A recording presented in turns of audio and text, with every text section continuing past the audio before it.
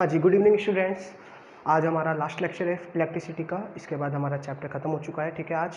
उसके बाद हम लोग बस न्यूमेरिकल्स करेंगे। न्यूमेरिकल्स हम लाइव करेंगे जूम ऐप पर। एक वीडियो न्यूमेरिकल की लाकर हम लोग डेली, मैं टाइम बता दूंगा, 2 दिन लगातार न्यूमेरिकल सॉल्व करेंगे। तो ठीक है, सब तैयार रहिएगा। आज ये इस चैप्टर की लास्ट वीडियो है, चैप्टर ख़त्म। नेक्स्ट चैप्टर हम बहुत जल्दी स्टार्ट करेंगे, केमिस्ट्री या बायो का। ओके, चलिए स्टार्ट करते हैं आज का टॉपिक। बच्चों, जो आज का टॉपिक है आपका, वो जनरली आपने 9th क्लास में पढ़ लिया है। जो बच्चे मेरे से पढ़े थे उनको मैं अच्छे से पढ़ा चुका हूँ। कमर्शियल यूनिट ऑफ एनर्जी है ना, 9th क्लास में फिजिक्स में चैप्टर था ना, वर्क एनर्जी पावर, उसी में था ये टॉपिक एनर्जी। तो वही बताने वाला था। देखो बच्चों, अब ध्यान से देखेंगे, अच्छा टॉपिक है। आज चैप्टर खत्म हो जाएगा। जो मेरा एनर्जी थी, उसकी जो यूनिट होती है, एसआई यूनिट जो होती है, वो बहुत ही क्या होती है, जो एसआई यूनिट होती है वो क्या होती है, जूल होती है। क्या होती है? जूल। ये जो होती है वो बहुत ही स्मॉल क्वांटिटी होती है बेटा। फॉर एग्जाम्पल, जैसे डिस्टेंस की बात करते हैं, किलोमीटर, मीटर, ये जो मिलीमीटर है वो बहुत ही छोटी क्वांटिटी होती है, इसलिए हम कभी भी डिस्टेंस को मिलीमीटर में यूज़ नहीं करते। इसी तरीके से जो हमारी एनर्जी की यूनिट है जूल, वो बहुत ही छोटी यूनिट है। उसको हम कमर्शियल पर्पस से यूज़ नहीं कर सकते। अपने घर में अगर हम इलेक्ट्रिकल एनर्जी निकालने लग जाएं तो वो करोड़ों लाखों में आती है, जूल्स में अगर निकालने लग जाए तो ये कन्वीनियंट नहीं है हमारे लिए। अच्छे से हम इसको यूज़ नहीं कर पा रहे, हमें फील अच्छा नहीं आ रहा है। तो इसलिए क्या किया गया है, एक नई यूनिट डिस्कवर करी गई जो कि केवल हमारी एनर्जी में कब यूज़ होगी, केवल कमर्शियल पर्पस से। कमर्शियल पर्पस जैसे इंडस्ट्रीज़, बिल्डिंग्स, जो भी हमारी कमर्शियल मतलब बिजनेस पर्पस से जो हम एनर्जी यूज़ कर रहे हैं, इलेक्ट्रिकल एनर्जी, उसमें जो यूनिट यूज़ करेंगे हम, वो यूनिट मैं आज आपको पढ़ाने वाला हूँ। वहाँ हम जूल को यूज़ नहीं करते, ठीक है? क्लियर है? अब देखिए क्या है, ये बहुत स्मॉल क्वांटिटी होती है। अब देखिए, तो जो कमर्शियल यूनिट होती है एनर्जी की, अभी समझाऊंगा कैसे आई है, क्यों आया।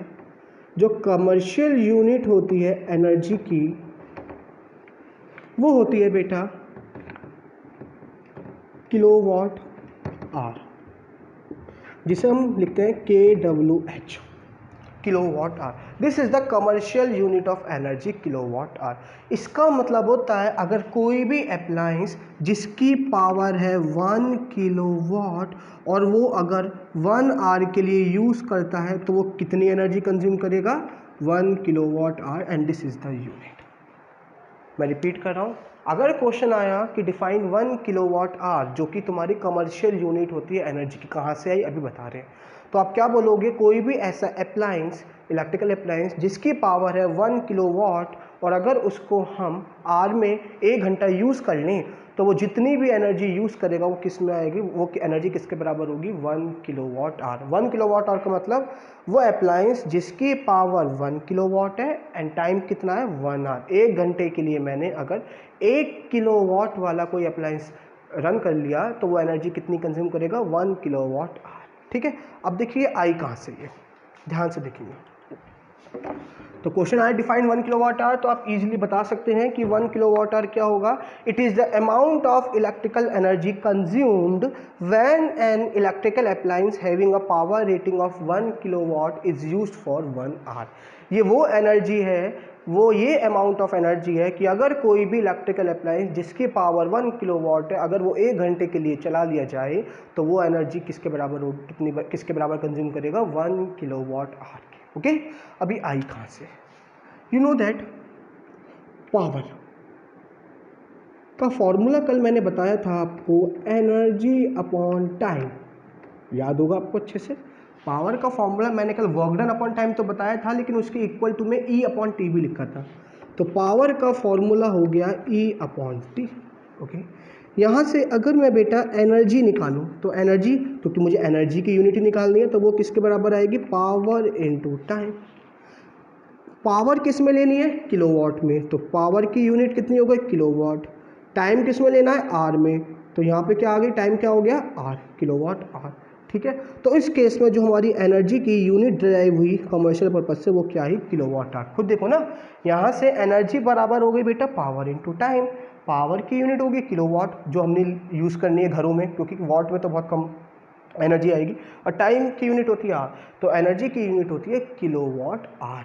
तो ये एनर्जी किलोवाट आर की यूनिट है। और आपने देखा होगा घरों में देखते हैं ना कि 5 यूनिट बिल आ गया या 2 यूनिट बिल आ गया, क्या प्राइस है 1 यूनिट का, कॉस्ट ऑफ 1 यूनिट, तो यही 1 किलोवाट आर जो होता है आपका, इसी को हम 1 यूनिट कहते हैं। अगर इमेजिन करिए मेरा बिजली का बिल आया 5 यूनिट, क्या आया 5 यूनिट, तो इट मीन्स मैंने कितनी एनर्जी कंज्यूम करी है 5 किलोवाट आवर। तो वो जो हमने 1 यूनिट, जो हमारे मीटर लगे रहते हैं इलेक्ट्रिक मीटर, जो वो एनर्जी की रेटिंग्स बताते हैं कि कितनी एनर्जी मैंने कंज्यूम कर ली है, वो 1 यूनिट किसके बराबर होता है 1 किलोवाट आवर। ठीक है, 1 किलोवाट आवर की जैसे ही मेरी electrical energy 1 kilowatt our consume कर ली तो वो 1 यूनिट हो गई। अगर 2 किलोवाट आवर एनर्जी कंज्यूम कर ली तो वो कितनी यूनिट हो गई 2 यूनिट। 5 किलोवाट आवर कर ली तो 5 यूनिट। तो ये जो 1 यूनिट होता है इसी को कहा जाता है किलोवाट आवर, जो हमारे घरों में डेली लाइफ में हम यूज़ करते हैं कि इतने यूनिट का चार्ज चल रहा है, बिजली का प्राइस 6 रुपये यूनिट है, वो यूनिट किसके बराबर होती है 1 किलोवाट आवर की, क्योंकि वो कमर्शियल यूनिट क्या है एनर्जी की किलोवाट आवर होती, क्या जनरली जूल। अब आगे सुनिए, तो मैं इसको इरेज कर रहा हूँ, अब ध्यान से सुनिए। अभी हमने क्या क्या पढ़ा, बेसिकली एनर्जी पढ़ा है हमने, ऐसा ही यूनिट क्या होगी जूल, और भी होती हैं बहुत सारी, मगर हम बेसिकली इसकी बात कर रहे हैं, एनर्जी की कुछ ही यूनिट्स की बात कर रहे हैं। तो वो जो आपकी यूज़ है वो बता दूंगा, होता तो बेटा बहुत सारी चीज़ें हैं, मगर अभी हम 10th क्लास में हैं तो उसके हिसाब से मैं आपको पढ़ा। कमर्शियल यूनिट कितनी क्या होती है बेटा किलोवाट आवर। अब ध्यान से सुनना, जैसे डिस्टेंस की बहुत सारी यूनिट होती है ना, कि मीटर, सेंटीमीटर, किलोमीटर, है ना, नैनोमीटर, बहुत सारी होती हैं यूनिट्स। ठीक है, kilometre, metre, centimetre, millimetre, sorry. ठीक है, तो सब में रिलेशन होता है ना, क्या कि 1 kilometre equal to 1000 metre, 1 metre equal to 100 centimetre, 1 centimetre equal to 10 mm। उसी तरीके से जब ऐसा ही यूनिट है एनर्जी की जूल, जो कि क्या है बहुत ही छोटी यूनिट है, एनर्जी की ही है। और किलोवाट आवर क्या होती है बेटा कमर्शियल यूनिट, जो कि बहुत बड़ी यूनिट है। तो दोनों में तो रिलेशन होगा। इसको ऐसे समझिए कि ये डिस्टेंस की यूनिट हो गई सेंटीमीटर और ये डिस्टेंस की यूनिट हो गई किलोमीटर, तो दोनों में कुछ ना कुछ तो रिलेशन होता है ना। तो वही रिलेशन मैं बताने वाला हूँ कि किलोवाट आवर और जूल में क्या रिलेशन है। अगला टॉपिक जो है रिलेशन बिटवीन किलोवाट आवर मतलब कमर्शियल यूनिट एंड जूल, कि 1 किलोवाट आवर में कितने जूल होते हैं। जैसे 1 किलोमीटर में 1000 मीटर होते हैं, या 1 किलोमीटर में 1 लाख सेंटीमीटर होते हैं, उसी तरीके से 1 किलोवाट आवर में कितने जूल होते हैं उसका रिलेशन मैं बताने वाला हूँ, डेरिवेशन। क्योंकि क्वेश्चन आता है बोर्ड में कि आपने बिजली की 5 यूनिट कंज्यूम करी है तो उस एनर्जी को जूल में निकालिए, है ना। तो जूल में निकालने का फॉर्मूला मैं ड्राइव करके दिखा रहा हूँ। समझ में आया अभी तक। हम लोगों ने पढ़ा एनर्जी की यूनिट जूल होती है, जो कि बहुत छोटी यूनिट होती है, जिसको हम घरों में यूज़ नहीं कर सकते, इसलिए हमने एक बड़ी यूनिट ड्राइव करी जिसको नाम दिया गया कमर्शियल यूनिट ऑफ एनर्जी। अब वो कमर्शियल यूनिट ऑफ एनर्जी क्या है मेरी किलोवाट आवर, क्या है किलोवाट आवर। ठीक है, और इस किलोवाट आवर का मतलब क्या है कि अगर कोई भी अप्लायंस जिसकी पावर 1 किलोवाट होगी और वो 1 आवर के लिए चला लिया जाता है तो वो कितनी एनर्जी कंज्यूम करेगा 1 किलोवाट आवर। और यही 1 किलोवाट आवर को हम जनरल लाइफ में क्या बोलते हैं यूनिट, 1 यूनिट। बिजली का बिल आता है ना 1 यूनिट कितने रुपए चार्ज चल रहा है। ठीक है, अब पढ़ रहे हैं relation between kilowatt hour and joule. देखो अब ध्यान से देखना, कुछ नया नहीं है, 9th में भी पढ़ाया था मैंने। 1 किलोवाट आवर का मतलब क्या है मैंने पढ़ाया अभी, कि अगर कोई भी अप्लायंस जिसकी पावर है 1 किलोवाट और अगर वो 1 घंटे के लिए चल रही है, energy equal to power into time ना, यही तो पढ़ा था आपने, power equal to energy upon time, तो energy is equal to power into time. तो किलोवाट आवर पावर किलोवाट हो गई, टाइम 1 आवर हो गया। याद रखना जब भी इस तरीके के न्यूमेरिकल्स आएंगे तो आपको पावर तो हमेशा किलोवाट में लेनी है और टाइम हमेशा आवर में। जब भी हमारी डेली लाइफ से न्यूमेरिकल आएंगे कि हमने कोई इलेक्ट्रिसिटी यूज़ कर ली, कितने अमाउंट में इलेक्ट्रिसिटी यूज़ करी, 2 घंटे 3 घंटे 4 घंटे, तो वो टाइम आपको आवर में लेना है और पावर किलोवाट में, टोटल पावर। तो याद रखना। और बाकी न्यूमेरिकल्स की वीडियोज़ मैं कल से बनाना स्टार्ट कर रहा हूँ, चैप्टर आज खत्म हो जाएगा, 2 वीडियोज़ न्यूमेरिकल की आएंगी, बाकी न्यूमेरिकल्स हम लाइव करेंगे जूम ऐप पर। ठीक है, तो सभी ऑनलाइन आना, ठीक है, क्योंकि न्यूमेरिकल्स करने हैं तो सभी को लाइव आना जरूरी है, जिसको नहीं आएगा वो पूछ लेना मेरे से। अब सुनिए, तो 1 किलोवाट आवर का मतलब है 1 किलोवाट इंटू 1 आवर, है ना। आपको याद होगा तो power equal to energy upon time, 1 watt बराबर होगा एनर्जी की यूनिट कितनी होती है जूल और टाइम की सेकंड। कल यही पढ़ाया था मैंने, power work done upon time, energy upon time, unit जो नॉर्मली बताया था 1 वाट। एनर्जी किसके बराबर होगी जूल, टाइम हो गया सेकंड। तो 1 वाट मैंने बताया था अगर 1 सेकंड में 1 जूल एनर्जी कंज्यूम हो रही है तो वो कितनी पावर होगी 1 वाट, यही पढ़ाया था। अब देखना 1 किलोवाट को मैं क्या लिख सकता हूँ आराम से, देखिए सर 1000 वाट। टाइम यहाँ किस में आएगा सेकंड में, 1 आवर मतलब 60 मिनट, और 60 मिनट 60, चलो एक एक स्टेप करके दिखाते हैं 60 मिनट। अब 1000 ऐसे ही रहने दिया, वॉट को मैं क्या लिख सकता हूँ जूल अपॉन सेकेंड, अभी कल ही पढ़ा था हमने, फॉर्मूले से चाहे ड्राइव कर लो, power equal to work done upon time, energy upon time. 60 minutes को क्या लिख सकता हूँ 60 इंटू 60 सेकेंड्स, क्यों, क्योंकि 1 मिनट में 60 सेकेंड्स होते हैं, सेकेंड से सेकेंड कट गया है ना ऊपर नीचे, तो यहाँ से 6 6 जा 36, 1 2 3 4 5, 1 2 3 4 5 जूल। और मैं कह सकता हूँ 1 kilowatt hour equal to 3.6 into 10 की पावर 6 जूल। ठीक है, तो 1 किलोवाट आवर में कितने जूल होते हैं 3.6 इंटू 10 की पावर 6 जूल। अब आप खुद देख लीजिए कितने 36 लाख जूल्स होते हैं, आप खुद देखो ना कितनी छोटी यूनिट है जूल, और हमारे घरों में एक यूनिट के यानी हम इतनी जूल एनर्जी कंज्यूम करने के 6 से 7 रुपये देने पड़ते हैं बस। तो अगर सारी एनर्जी को जूल में निकालेंगे जो बिल 2-2 हज़ार रुपये आता है वो तो बहुत ज़्यादा यूनिट्स, बहुत ज़्यादा जूल में एनर्जी कंज्यूम करते हैं ना, इसलिए हमने बड़ी यूनिट ड्राइव करी, दैट इज़ 1 किलोवाट आवर, जो किसके बराबर होती है 3.6 इंटू 10 की पावर 6 जूल। दोबारा से नहीं आए तो वीडियो पीछे करके देखो, नहीं आए वीडियो पॉज करके कॉल करो, ठीक है, आराम से समझ में आ जाएगा, कोई दिक्कत नहीं है, ये सारी चीज़ें माइंड में। ये टॉपिक हमारा खत्म होता है। अब क्वेश्चन आया कि आपने घर में 4 यूनिट बिल करा use, 4 kilowatt hour energy use करी, उसको जूल में निकालो। 1 किलोवाट आवर क्या आपको पता है 4 की कितनी होगी 4 की, इसमें मल्टीप्लाई कर देंगे, सिंपल आंसर, कराएंगे न्यूमेरिकल, घबराओ मत। चलो ठीक है, आगे चलते हैं अगला टॉपिक। ठीक है, तो ये अगला टॉपिक जो आता है वो आज अभी इस चैप्टर का लास्ट टॉपिक आ रहा है।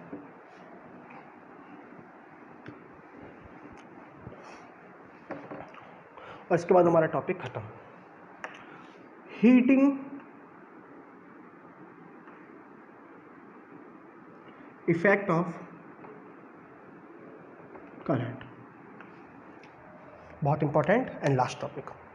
ओके बच्चों, हीटिंग इफेक्ट ऑफ करंट क्या है, ध्यान से सुनना, आज जो बात बताने वाला हूँ कुछ अच्छी अच्छी चीज़ें हैं, ठीक है, तो ध्यान रखना, उससे पेपर में आता है एमसीक्यू के रूप में या कभी कभी क्वेश्चन से बन जाता है। क्या है ये हीटिंग इफेक्ट, जब भी आप कोई हाई रेजिस्टेंस वाले सब्सटेंस में करंट पास कराते हैं तो आप देखते हैं कि वो हॉट हो जाता है, क्या हो जाता है हॉट।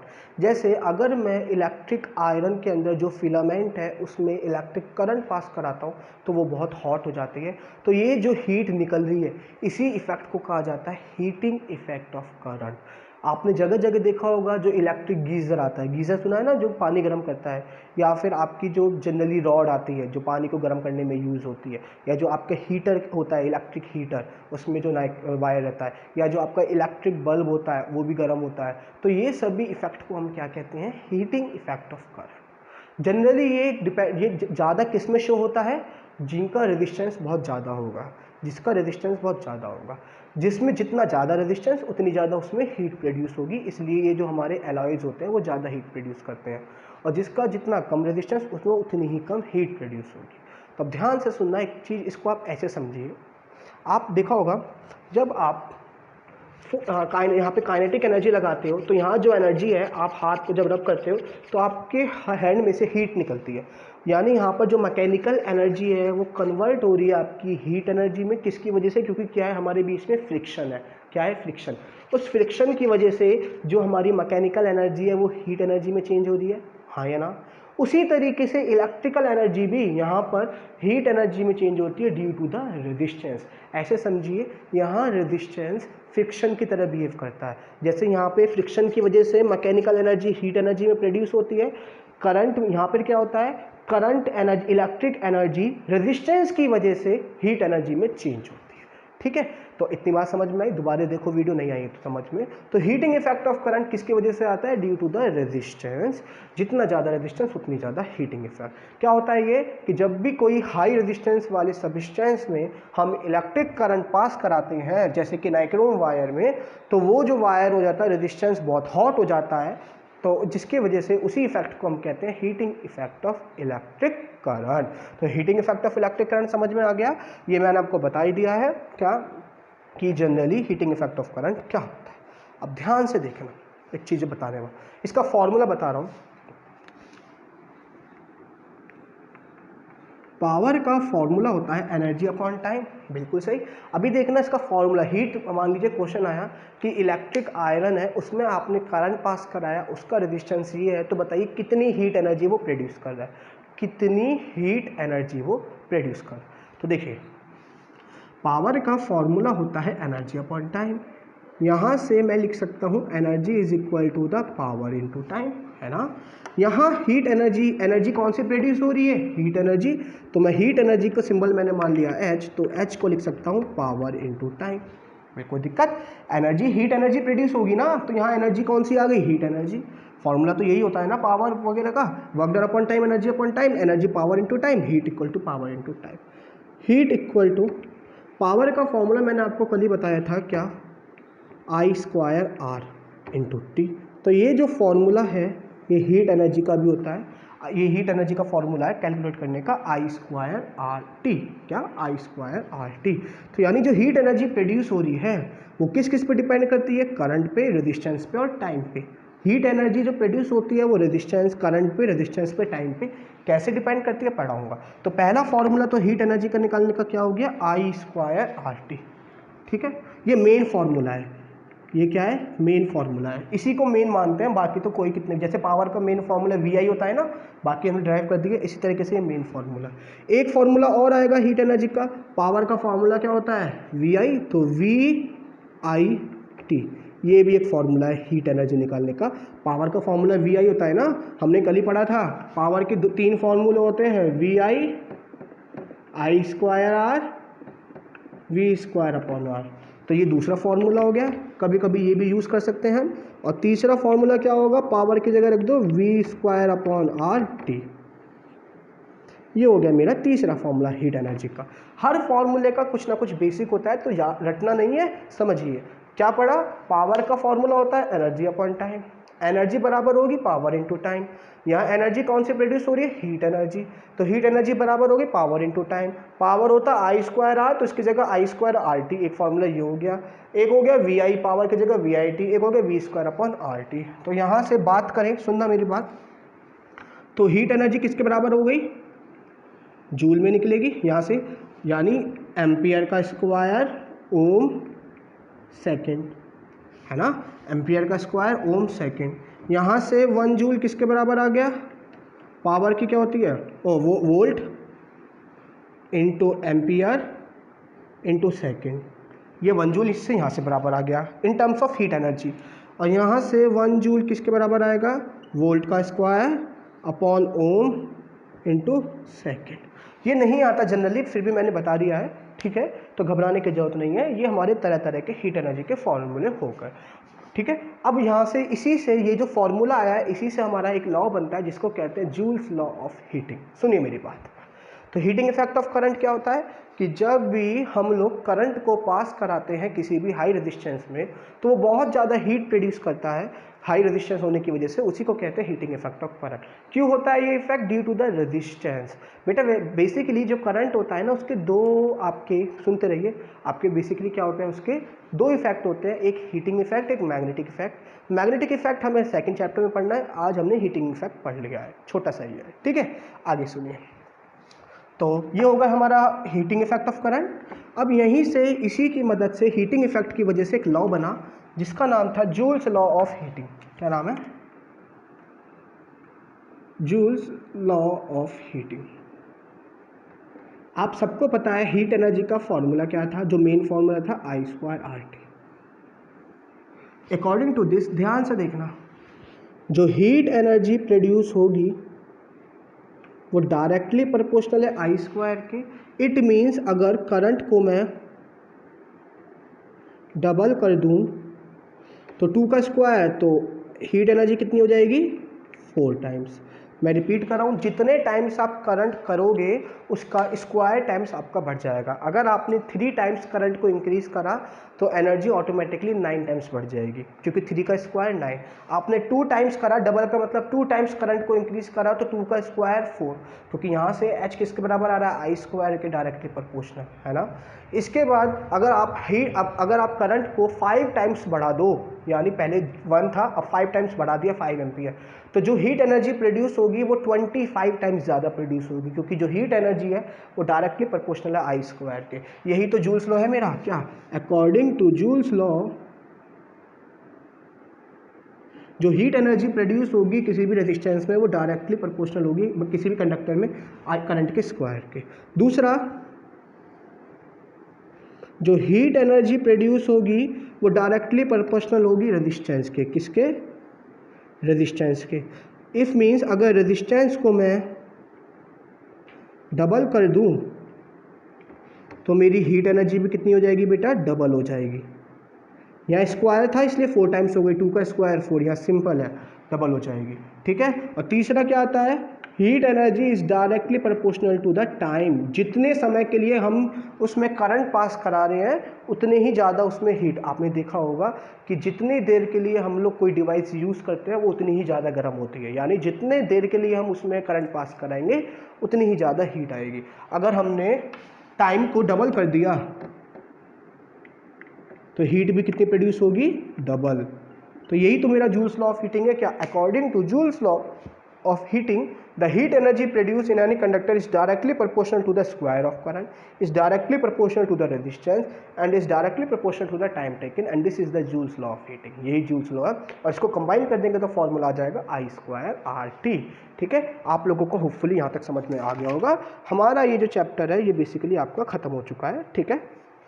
ठीक है, तो जो मेन फॉर्मूला है वो क्या है, ये है, इसी से जूल्स लॉ आ चुका है।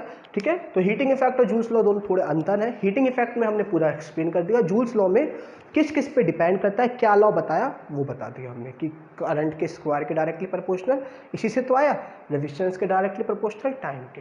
कल हम करेंगे इसके न्यूमेरिकल्स, चैप्टर खत्म हो चुका है। एक छोटे सा पार्ट और बता रहा हूँ कि what are the applications of heating effect of current. पहली, अब सुनते रहिए मेरी बात, यही लास्ट टॉपिक है, ठीक है, इसी का पार्ट है इसलिए बता रहा हूँ, और चैप्टर खत्म। हम पढ़ रहे हैं what are the applications of heating effect of current. देखो, सबसे पहले जो एप्लीकेशन है, हम लोग बहुत जगह इसको यूज़ करते हैं, इस इफेक्ट की मदद से हम घरों का बहुत सारा काम करते हैं, जैसे इलेक्ट्रिक गीज़र, इलेक्ट्रिकल अप्लायंस बहुत ज़्यादा इस पर डिपेंड रहते हैं। कुछ अप्लायंसेज जैसे कि electric heater, electric iron, electric heater, electric oven, ये सब किस पे वर्क करते हैं, heating effect of electric current. तो पहली एप्लीकेशन क्या है heating effect of electric current की, कि it is utilise in the working of electrical heating appliances. Okay, पहली एप्लीकेशन समझ में आई। बात करते हैं दूसरी एप्लीकेशन की, तो सुनिए दूसरी एप्लीकेशन क्या है आपका, it is used in electric bulbs. Electric bulb, बेटा इलेक्ट्रिक बल्ब में जो चीज़ यूज़ होती है, जो उसका फिलामेंट होता है, आपने देखा होगा छोटा सा, वो किससे मिलकर बना होता है बेटा, आपका जनरली टंगस्टन का। किसका, टंगस्टन का। ठीक है, इसका जो मेल्टिंग पॉइंट होता है वो बहुत ही ज़्यादा होता है, यानी ये आसानी से मेल्ट नहीं होता, ये एक एलॉय है। क्या है, ये एक एलॉय है, आसानी से मेल्ट नहीं होता। इसका मेल्टिंग पॉइंट होता है 3380 डिग्री सेल्सियस, कुछ जो ऐसा होता है ना। मान लीजिए मेरा इलेक्ट्रिक बल्ब है, ठीक है, तो ये जो फिलामेंट है ये किसका होता है, टंगस्टन का, जिसका मेल्टिंग पॉइंट होता है 3380। जब हम इसमें करंट पास कराते हैं तो करंट पास कराने से हाई रेजिस्टेंस होने की वजह से ये ग्लो होता है। क्या होता है, ग्लो, और ये एक तरफ से बहुत ज़्यादा हीटिंग इफेक्ट प्रोड्यूस करता है। बेटा इसके अंदर जो बल्ब के अंदर है, हम कभी भी एयर को फिल नहीं करते, क्योंकि जैसे ही एयर को फिल करेंगे ये जो बल्ब है ब्लास्ट हो जाएगा। रीज़न, क्योंकि air is the good, air जो होता है वो कंबशन को सपोर्ट करता है, जहाँ उसको हीट मिल गई वो इसमें आग लगा देगा, है ना। एयर कंबशन को सपोर्ट करता है ना, तो इसलिए हम इसमें कौन सी गैस, ये रिएक्ट कर जाती है, ये जो एयर होती है वो इससे क्या कर जाएगी, रिएक्ट कर जाएगी, क्योंकि एयर इज़ अ रिएक्टिव, बहुत सारी गैसेस का मिक्सचर है। तो इसलिए हम इसमें जनरली क्या भरते हैं बेटा, नाइट्रोजन या फिर आर्गन। मैं रिपीट कर रहा हूँ, नाइट्रोजन या फिर आर्गन, क्योंकि दोनों के दोनों टंगस्टन से रिएक्ट नहीं करते, जो इसके अंदर टंगस्टन है उससे रिएक्ट नहीं करते, जिसके वजह से टंगस्टन की लाइफ काफ़ी बढ़ जाती है और वो ईजिली मेल्ट नहीं होता। ठीक है, इतनी बात समझ में आई। तो हम इलेक्ट्रिक बल्ब में क्या यूज़ करते हैं बेटा, बेसिकली टंगस्टन। याद रखना, जब एक नॉर्मली इलेक्ट्रिक बल्ब बिलो होता है तो उसका जो टेम्परेचर होता है वो 2500 डिग्री सेल्सियस होता है। अगर वो 3380 को क्रॉस कर देगा तो वो क्या हो जाएगा, फिलामेंट बीच में से ब्रेक हो जाएगा। मगर अगर इससे पहले तक ग्लो करता रहा तो कोई दिक्कत नहीं है। तो नॉर्मल कहाँ तक ग्लो करता है, वो 2500 डिग्री सेल्सियस तक इतना ही करंट पास कराते हैं। और ये क्लियर है, कोई दिक्कत? तो आपका ये हो गया मेरा क्या, दूसरी एप्लीकेशन की इलेक्ट्रिक बल्ब में ये क्या करता है, बेसिकली हम इसे यूज़ करते हैं। और तीसरा जो हम अगले चैप्टर में पढ़ेंगे, बता देता हूँ, इलेक्ट्रिक फ्यूज़। हमारे घरों में इलेक्ट्रिक फ्यूज़ लगे रहते हैं, वो हीटिंग इफेक्ट पे ही काम करते हैं। जब ज़्यादा हीट आती है तो वो मेल्ट हो जाते हैं, जिससे सर्किट ब्रेक हो जाता है। वो कैसे करते हैं वो हम नेक्स्ट चैप्टर में पढ़ेंगे, फ्यूज़ पूरा कॉन्सेप्ट। आज के लिए इतना, और चैप्टर खत्म हो चुका है। अगली क्लास आएगी न्यूमेरिकल्स की, कुछ इंपॉर्टेंट क्वेश्चंस की। ठीक है, और हम जूम ऐप पर लाइव मिलेंगे। जब भी आपको मैं टाइम बताऊंगा उसमें हम न्यूमेरिकल्स डिस्कस करेंगे। ठीक है, जो भी आपके क्वेश्चंस होंगे, एक्स्ट्रा बोर्ड के आए हुए क्वेश्चंस हो। चलिए ठीक है, चैप्टर खत्म। Thank you class. कोई भी डाउट हो पूछो। आज हमारा चैप्टर खत्म, बहुत जल्दी नया चैप्टर स्टार्ट करेंगे।